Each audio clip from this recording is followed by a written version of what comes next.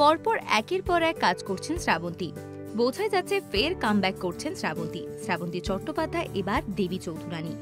শুভজিৎ মিত্রে দেবী চৌধুরানীতে নাম ভূমিকায় যে তাকে দেখা যাবে সে কথা আগেই জানা গিয়েছিল, কিন্তু কিভাবে চলছিল শুটিংয়ের আগের ওয়ার্কশপ তা অনেকবার নিজের ইনস্টাগ্রামে পোস্টও করেছেন তিনি।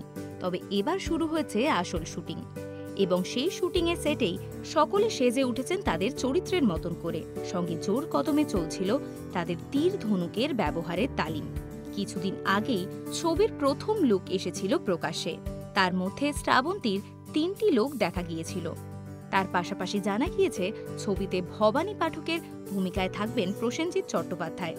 তাছাড়া হরপল্লব রায়ের ভূমিকায় থাকছেন সব্যসাচী চক্রবর্তী, এবং রঙ্গরাজের রূপে ধরা দেবেন তারই পুত্র অর্জুন চক্রবর্তী। পাশাপাশি নিশির ভূমিকায় দেখা যাবে বিবৃতি চট্টোপাধ্যায়কে, ও সাগরের চরিত্রে থাকছেন টলিপাড়ার নববধূ দর্শনা বণিক। শ্রাবন্তীর বিপরীতে দেখা যাবে কিঞ্জল নন্দকে, তিনি ব্রজেশ্বর রায়ের ভূমিকায় অভিনয় করছেন। এই প্রথম এই জুটি দেখা যাবে বড় পর্দায়, এবং সকলের চেনা গল্প দেবী চৌধুরানী ফের শ্রাবন্তীর হাত ধরে বড় পর্দা থেকে মানুষের মনে কতটা বিরাজ করতে পারে সেটাই এখন দেখার। এরকমই আরও অনেক ভিডিও দেখতে নজর রাখুন আমাদের চ্যানেলে।